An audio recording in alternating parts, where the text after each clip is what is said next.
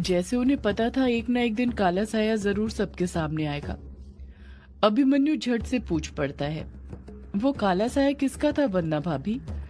Chitra aunty ने आपको उस काले साया के बारे में कुछ बताया था क्या? कौन है वो और क्यों हम सबको परेशान कर रहा है? वंदना अभिमन्यु के सवाल का जवाब देते हुए कहती है, मैंने चित्रा चाची से इस बारे में पूछा था अभिमन्यु, पर उन्होंने हर बार की तरह मुझे सिर्फ वही जवाब दिया था कि जब सही वक्त आएगा तुम्हें खुद सब कुछ पता चल जाएगा। उन्होंने मुझे उस काले साए के बारे में कुछ नहीं बताया। उनसे बातें करके ऐसा लग रहा था जैसे वो मुझे कुछ बताना ही नहीं चाहती हो, सब चीजों से अनजान रखना चाहती हो। वो बस मुझे एक काम सौंपने आई थी जो वो मुझे सौंप कर चली गई। युग बौखलाहट के साथ पूछता है, माँ आपको काम सौंपने आई थी? कैसा काम वंदना भाभी? वंदना युग के सवाल का जवाब देते हुए कहती है, मैंने अभी तो बताया था युग बेटा कि चित्रा चाची ने जाते जाते मुझसे कहा था कि जब काला साया सबके सामने आ जाए तो मुझे बुला देना, मैं आ जाऊंगी।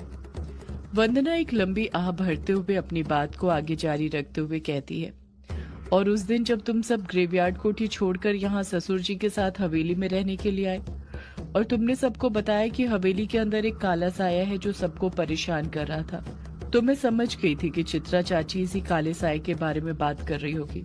इसलिए मैंने कुछ दिनों बाद ही वक्त मिलते ही उन्हें संदेश भेज दिया था ताकि चित्रा चाची वापस आ जाए। यामिनी फौरन कहती है, इसका मतलब चित्रा आंटी आने वाली है? वंदना यामिनी की बात का पलटकर जवाब देते हुए कहती है, मैंने कुछवा के जरिए संदेश तो भेज दिया था। अब तक तो चित्रा चाची को यहाँ पर आ जाना चाहिए था, पता नहीं क्यों नहीं आई। कायर कुछ याद करते हुए कहता है, क्या कहा? कुछवा? ये नाम तो कहीं सुना सुना लग रहा है। कछुआ झट से बोल पड़ता है, अरे मैंने तुझे बताया था ना, ये कुछवा एक संदेशवाहक उल्लू होता है जो जादू टोने और मंत्रों की शक्ति से बनाया जाता है, जिसका काम संदेश पहुंचाना होता है। भूल गया? जब अपन पंचम गांव जा रहे थे तो गांव में कदम रखते वक्त ही हमें कुछवा आसमान में उड़ता हुआ दिखा था और मैंने तुझे उसके बारे में बताया भी था। कायर हामी भरते हुए कहता है, हाँ याद आया, तूने मुझे इस कुछवा के बारे में बताया था। कछुआ और कायर की बात सुनकर युग कुछ सोचते हुए वंदना से हड़बड़ाहट के साथ पूछता है, वंदना भाभी आपने कुछवा के जरिए माँ को संदेश कब भेजा था? वंदना याद करने लग जाती है पर उसे कुछ याद नहीं आता है। वंदना परेशान होते हुए कहती है, मुझे कुछ याद नहीं आ रहा युग, उस बात को बहुत दिन हो गए। युग वंदना पर दबाव बनाते हुए कहता है, याद कीजिए वंदना भाभी, आपका याद करना बहुत जरूरी है, प्लीज याद कीजिए। युग के कहने पर वंदना अपने दिमाग पर जोर देने लग जाती है। वंदना उस बारे में याद ही कर रही थी कि तभी वो हड़बड़ाहट के साथ बोल पड़ती है, हाँ याद आया, मैंने तो चित्रा चाची को उसी दिन संदेश भेजा था जिस दिन तुम तीनों यहाँ पर नहीं थे। शायद तुम लोग अनुराग चाचा की लाश ढूंढने के लिए निकले थे जो तुमसे उस काले साये ने मंगवाई थी। युग वंदना को एकटक देखते हुए हैरानी के साथ कहता है, इसका मतलब ये हुआ कि उस दिन आपने जो कुछवे को संदेश लेकर भेजा था वो कुछवा आपका संदेश लेकर पंचम गांव गया था। कायर हैरानी के साथ कहता है, यानी चित्रा आंटी उस दिन पंचम गांव में ही थी?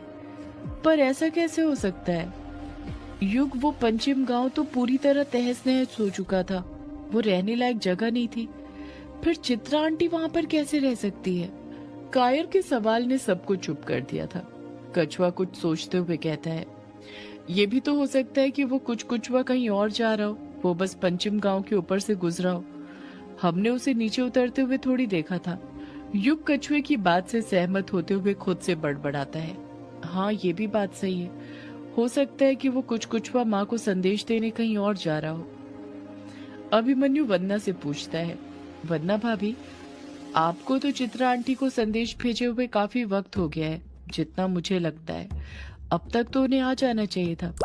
उन्हें कुछवा के जरिए आपके द्वारा भेजा गया संदेश सही सलामत मिल तो गया होगा ना? वंदना अभिमन्यु के सवाल का जवाब देते हुए कहती है, मेरा संदेश तो चित्रा भाभी को उसी दिन मिल गया था अभिमन्यु, जिस दिन मैंने कुछवे को संदेश देने के लिए भेजा था। अभिमन्यु वंदना पर शक करते हुए उसे एकटक देखते हुए पूछता है, आपको कैसे पता वंदना भाभी कि चित्रा आंटी को संदेश मिला या नहीं? संदेश भेजने के बाद आप उनसे मिल चुकी हैं क्या? वंदना